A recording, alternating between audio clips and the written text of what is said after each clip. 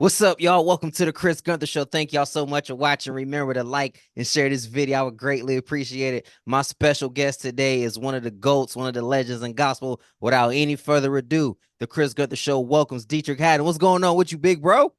Big Chris, my brother from another mother, man.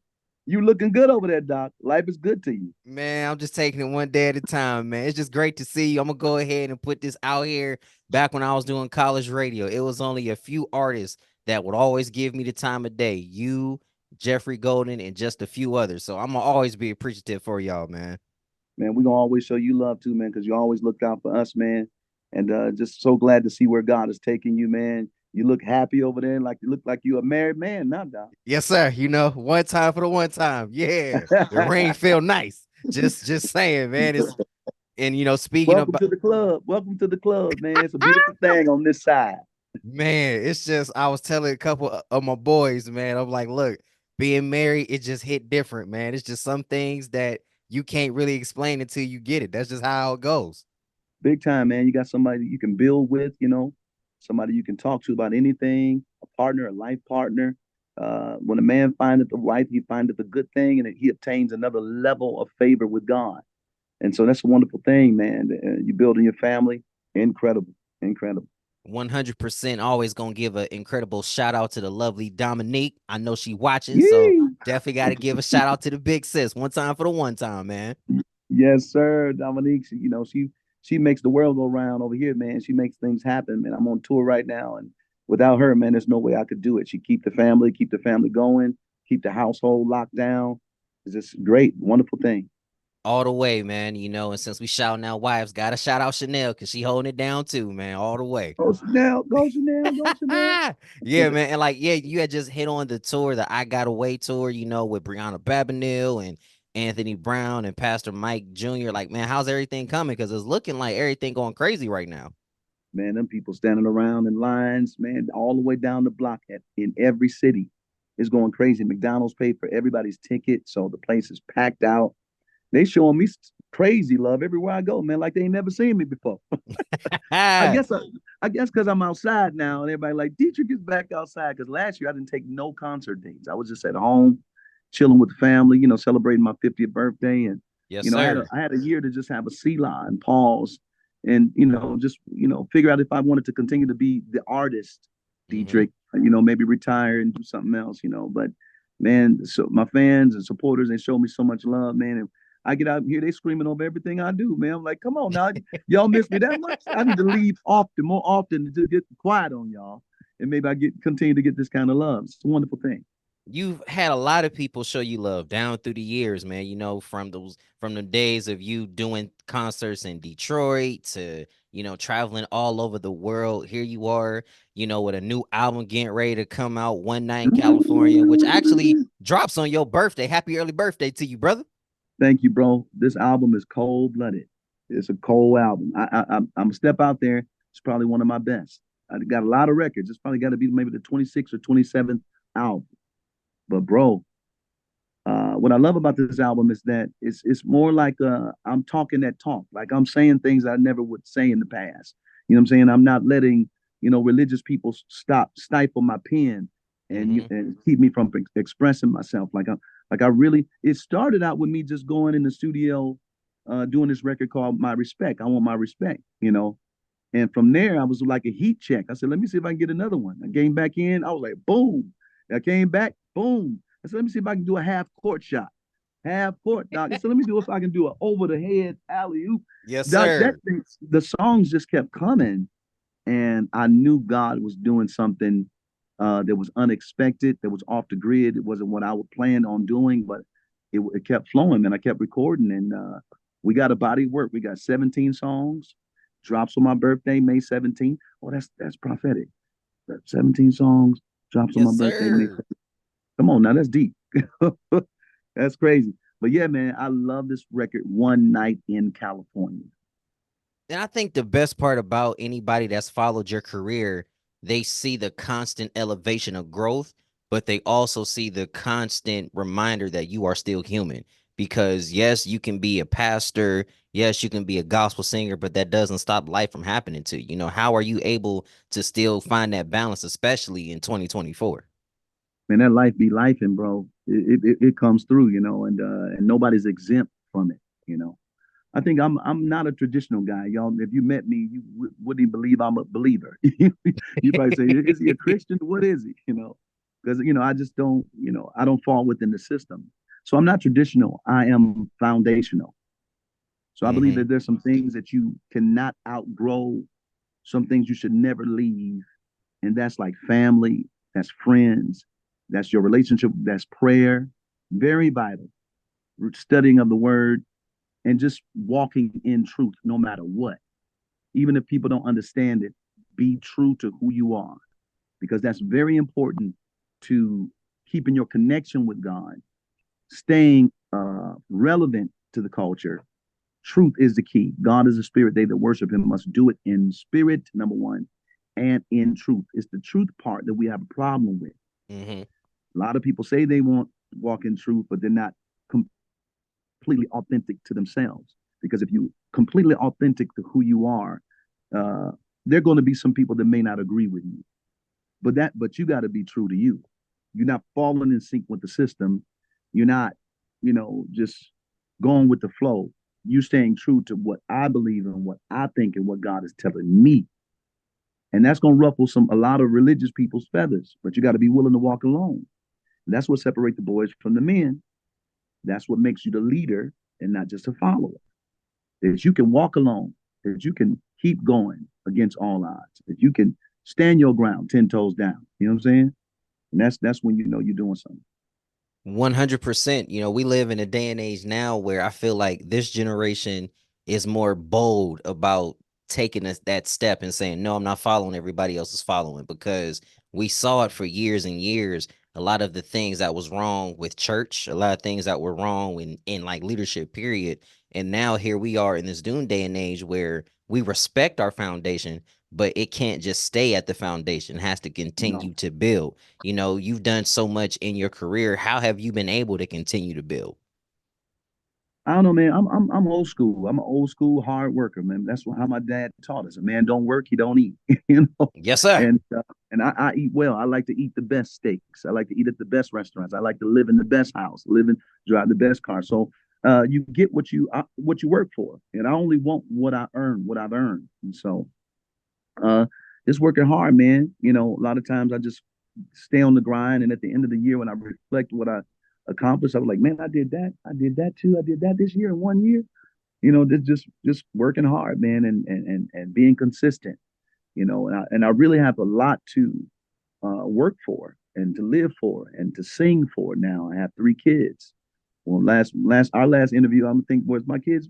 Did I have any You of had my kids? one at that time. You had one. Oh, okay. Now I got 3. Yes, sir.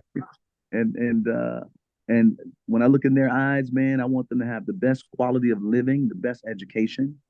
Uh, they're so far so good. I want them to be healthy, protected, and have the best. Have everything that I had and more. And so that gives me the motivation to continue on, keep going. Here we are in 2024 where we are approaching the halfway mark. We're approaching, the point when we can start to be like, okay, I need to do this differently, or I need to increase this. What are some of the things that at halfway point through this year can you look at and say, you know what, I'm proud that I've made it this far just by doing this?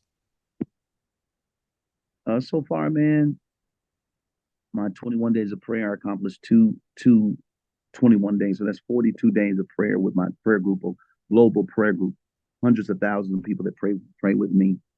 Um, I've done a lot. My church has progressed and got a new space we're working on now. It's just a lot of things, man. The tour, by the time we hit the halfway mark, we would have finished and completed 30 plus cities.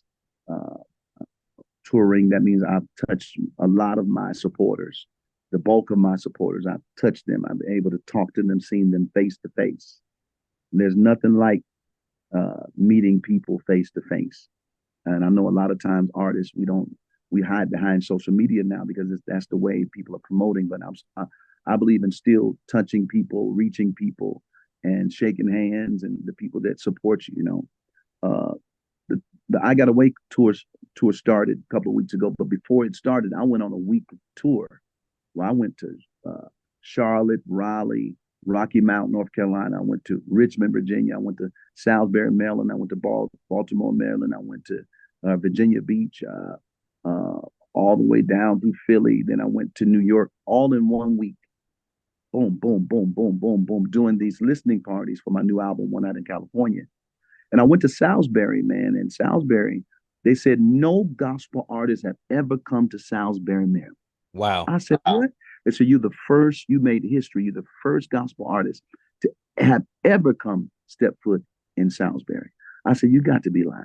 And I used all these people in this room standing around down the line. Hmm. You mean to tell me we have overlooked Salisbury? And so now uh, I'm just showing people the importance of us getting out here and remembering where our help comes from. It comes from God, number one, but Right. also comes from God touching the hearts of people to support your music. And the people want to see us. So come on, artists, let's get out there and go. Let's go. Let's go back to basics. Mm-hmm. 100%. I've seen you in concert several times, and yeah, you're powerful, but you're also accessible. You will gladly take a picture with someone. Heck, I've seen you pray for people. Those are the kind of things that, artists, especially in the gospel genre, have to remember that number one, none of us are God. We're supposed to be the servants, plain and simple. That's it. That's it, man. And then when you hit the road like that, Chris, you get to hear the testimonies that you normally wouldn't hear. I ran into a 25-year vet. He was uh, wheelchair bound. Something happened on the battlefield where he had no activities of his limbs. His wife stayed with him during the 25 years. But when I was talking to him, he was standing up strong, standing up straight. He Wow. said, "Man, you wouldn't believe I was in the wheelchair for 25 years." He said, "The day I decided to commit suicide, your song "I Need Your Help" came on from your Revealed album." He said, "That day I decided to live." He said, "Look at me now. I'm standing looking at this guy." His wife saying, "That's what really happened." He had a truck full of food to Mm, feed the hungry in Norfolk, Virginia. And he was sitting there crying, man, talking about, "I just had to come meet you here at the radio station." I also met another guy, man, in DC for a listening party we had. Shout out to Apostle Burrow, who set up these listening parties. hmm. The guy said, I was in the bathroom with him and I was walking out of the bathroom. He came running behind me. And man, coach, I hope you wash your hands, brother. That part, because COVID's still going on. Like, hold on now. Let's He let's said, let's "Man, I make know sure it's we weird. clean. Running after you. I'm running after you, man." He said, "But I didn't know I would meet you now." He said, "But listen, I came here just to shake your hand to tell you that I was on crack cocaine." He said, "I had an addiction that was crazy." He said, "I started to get off of it. I just made up my mind, I got to get off this crack."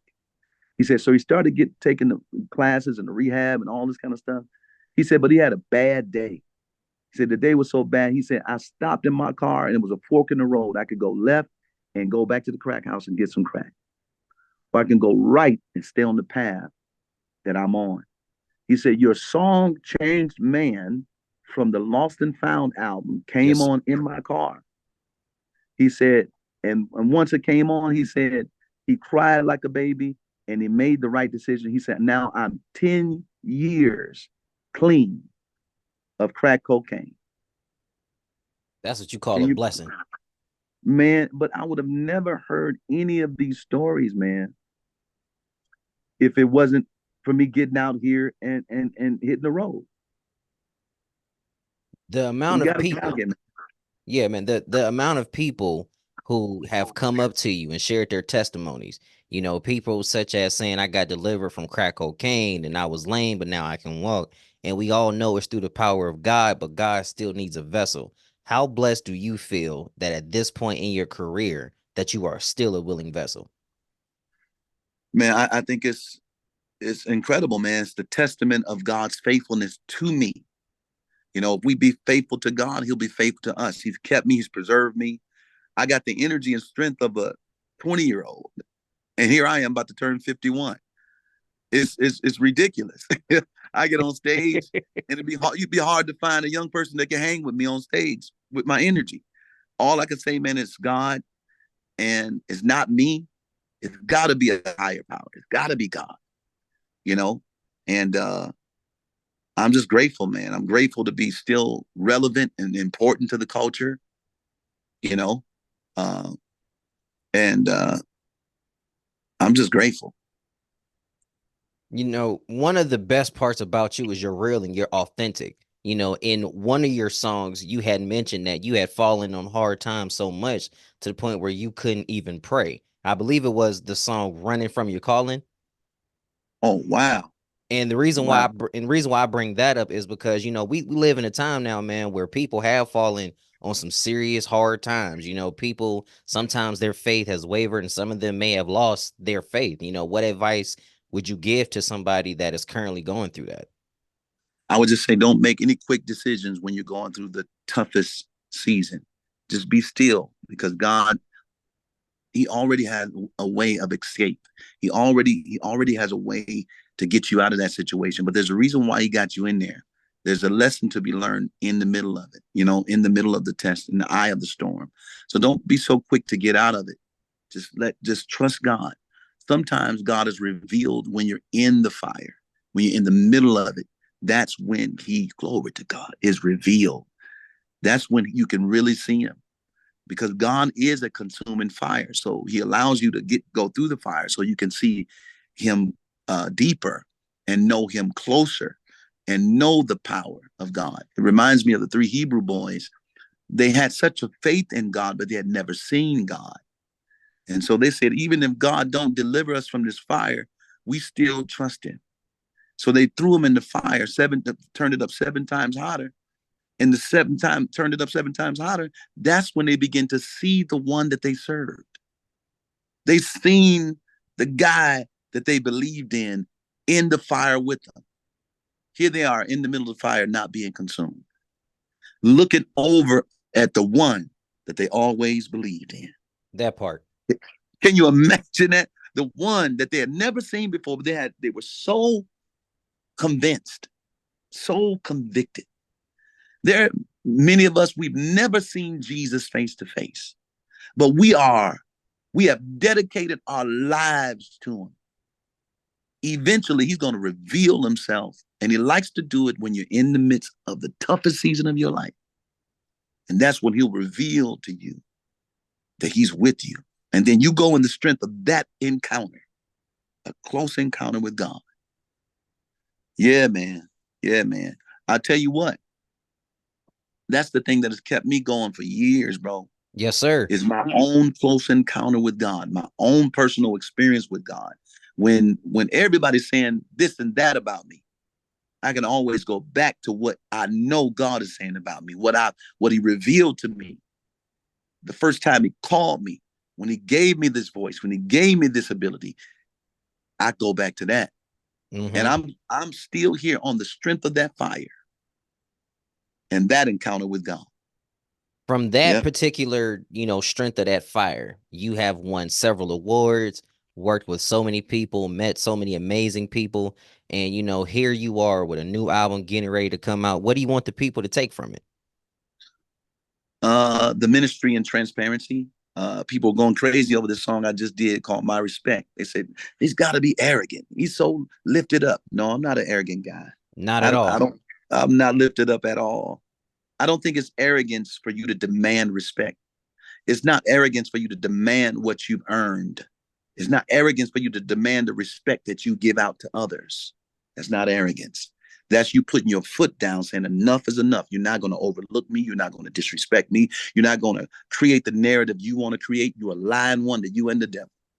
I've been out here serving, feeding the hungry, clothing the naked, ministering to people, putting out the music to encourage the body by the millions of people have been touched. You don't have the right to just say whatever you want to say because now Facebook has given everybody an opportunity to have a platform. You're not going to Everybody. do that to me.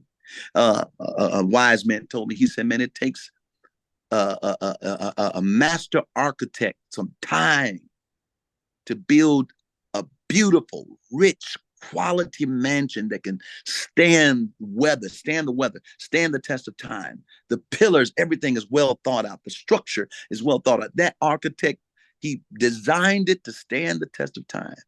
He said it only takes one fool with a match to burn it all down. Wow. So you can build a legacy. And now a one fool that want to just have their own opinion and people believe it can burn everything you've built down. We see that happening with a lot of people in our culture, in our genre. You going based off allegations. Or you putting that bishop down. You putting that one. You call, and it's all wrong. Mm-hmm. You gotta. If somebody's been a blessing to you, helping you in your ministry, you support them and you pray for them when they're going through tests and trials. Not join the bandwagon of destroying and judging people. You don't do that. Where do you And especially, feel? I'm go ahead. sorry. No. You go ahead. No, I'm saying, especially when you know that individual has built a legacy in our hearts and have done great to advance the kingdom of God, consistent in season and out of season, you give that person the benefit of the doubt. And even if they were overtaken in default, it's your job to restore them and to pour back into them what they poured into you when you were going through your test and trials. Yeah. All of us have had testing trials. Everybody, from no matter who you are, the highest of the highest and the lowest of the lows, we're all going to go through something. Where do you feel at this point in your life? Where do you feel you are most effective when ministering to somebody who probably was overtaken in a fault? Man, I listen, I'm very effective when it comes to just communicating with people and sharing my testimony. I'm very bold about uh, sharing my testimony. I'm not ashamed of anything that I've gone through. I have no regrets because it has made me the man that I am, the father that I am, the husband that I am. And I wouldn't be that guy if I hadn't experienced things on the journey, made some mistakes on the journey, have extracted the wisdom from the mistakes on the journey to apply it to the season that I'm in right now. And so I have no regrets. I stand 10 toes down on who I am, and I'm Deitrick Haddon's #1 fan. I like the guy. I love him, man. If nobody else like him, I like him. He got my support. Yeah, you definitely have ours too. Before we jump out of here, the album drops Friday. The tour is going on now. Do you got anything lined up that the people can still look forward to even after the tour? Man, I'm always doing something, man. About to shoot these films. I got to keep that going. And people got to get ready for my own tour. I'm coming 2025. It's official. So people are going to be able to have a whole night with me, just singing all the songs that they love down through the years. I'm gonna take my time and just sing them all, and have a night with me, hanging out with me. So I'm excited about that. So we'll take the rest of the year preparing for that because I want to present to our community and something that we've never seen before. I really want to give people the show that they've always believed could happen in the kingdom. So keep me in your prayers on that. I'm gonna just go ahead and put this out here. I don't know if y'all have talked about it or not, but I just feel like in terms of who I personally would love to see you do something with, unless y'all have already been talking about it, you, Ty, Kirk, Corinne Hawthorne, Kalante. I'm just throwing this out there. I think that would be kind of dope. I'm just saying. That'd be a crazy lineup, man. Me, Ty, and Kirk, and Kalante, and Corinne, all the, that'd be crazy. That'd be crazy, man. But any show I'm gonna be on, I'm gonna make sure it's crazy. I'm All gonna the make sure way. I'm gonna make sure y'all get your money's worth, and yeah, man, yeah, I'm looking forward to it. But that will be a dope tour, and I would love to present some new artists. Like, who's the next Deitrick? Who is the next Ty Tribbett? Who's gonna bless the next, Yolanda Adams, the next Shirley Caesar, the future? We need to be looking at the future, man. That part. And the reason I'm so glad that you mentioned that is because if you look, there is really no success without a successor. And Boom. somebody has to come on and take it to another level. So to hear somebody of your caliber say that, I believe that's something that we all need to hear. Before we jump out of here, couple quick hitters before we jet. Who would you say would be your top 5 artists of all time? Gospel and secular, or just secular or gospel? Which I'm gonna one? go gospel for first. I'm gonna go gospel first. Top 5 Oh, gospel artists. All Detroiters, all the top I five had a is feeling that was coming, but I had to ask it though. my number one top male vocalist is Rance Allen. Period. Then there's Marvin Winans after him. Then it could be Fred Hammond, the Clark sisters, Fred Hammond, and commissioned the fellas Marvin and Rance. That's my top five. Vanessa Bell Armstrong. Um, any good Detroiters, man. I'm a student of Detroit, the Detroit sound, contemporary gospel movement, and so they were the shapers of my sound. So I'm kind of like a gumbo of all of them. You know, Rance, Marvin, Fred, Commission, Clark sisters. When you listen to my music, you can find elements of all of them mixed somewhere, some kind of way in my music. I agree 100%.